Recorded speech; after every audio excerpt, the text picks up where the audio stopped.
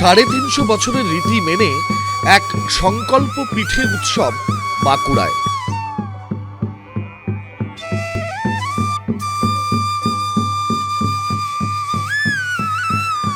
বনের আত্মত্যাগ তপস্যার কঠোর ব্রতে প্রাণ নিয়ে ফিরেছিলেন তার ভাইয়েরা। তারপর বনের মঙ্গল কামনায় ফুটন্ত ঘিয়ে হাত ডুবিয়ে গুড় পিঠে বানান তারা।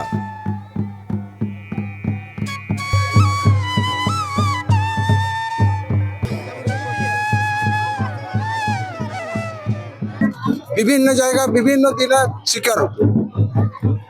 সেই শিকারের বনে শিকারের যে জঙ্গল, সেই জঙ্গলের মধ্যে 7 ভাই শিকারে গেছে। বাড়িতে একমাত্র বোন তাদের, সে রয়ে যায় ঘরে। এখন এর অনুমান, মানে বোনটির অনুমান, দীর্ঘদিন যখনই ঘুরে আসছে না, তাহলে নিশ্চয়ই কোনো বন্যজন্তু আক্রমণে তারা ক্ষতবিক্ষত হয়ে হয়তো আসতে পারছে না, কি নিহত হয়ে গেছে, এইরকম মনের মধ্যে উকিঝুঁকি তার মনের মধ্যে আসছে।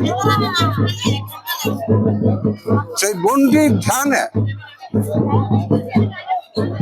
এই 7 ভাই অনেকদিন পরে বাড়িতে এসেছিল। সেটা আমাদেরও ধারণা একমাত্র বনের আরাধনার ফসল। পুজোর রীতি রেওয়াজ কিভাবে পালন করা হয়?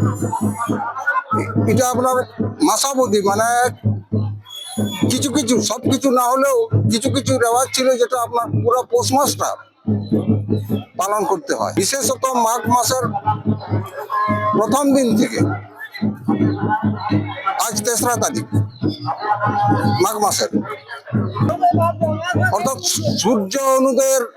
সূর্য ডুবার আগে খেয়ে দিয়ে ওই যে রয়ে গেল,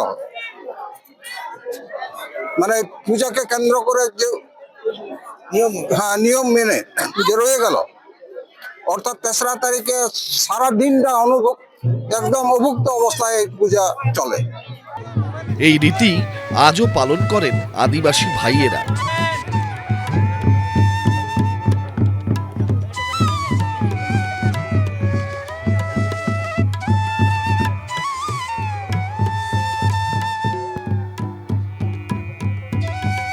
ব্যতিক্রমী এই রেওয়াজ দেখতে হাজার হাজার মানুষের ভিড় জমে।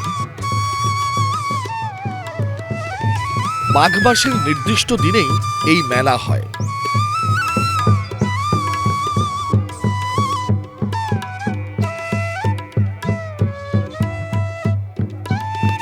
ABP live Bangla. এবিপি আনন্দ, এগিয়ে থাকে, এগিয়ে রাখে।